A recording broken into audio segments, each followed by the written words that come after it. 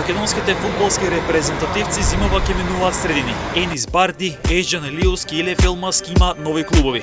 Капитенот на македонската фудбалска репрезентација Енис Барди заминува од Трабзонспор.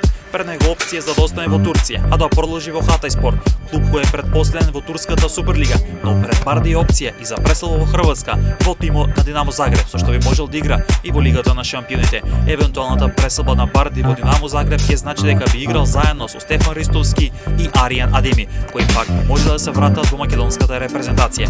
Македонскиот репрезентативец Еджан Елиовски е дел од клубот Ал Ахли, но повеќе од една година нема одиграна надпрва. Последниот меч за Ал Ахли, 32-годишниот го одигра на 8 ноември 2023 година, а Елиовски би можел да се врати во Турција, бидејќи неколку екипи покажуваат интерес за неговите услуги.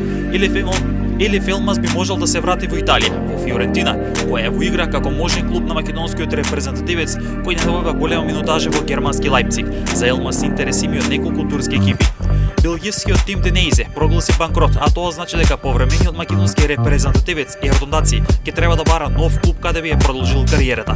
Во првата македонска фудбалска лига наактивен е Вардар со 4 поновирани зимски засилувања, а најтрофејниот клуб е во потрага и по голман, а во следните денови се очекуваат поактивен трансфер пазарот да бидат и останатите прволигаши. Тиквеш веќе се поврзува со можни нови 2 зимски засилувања, откако претходно го представи Арби Воша.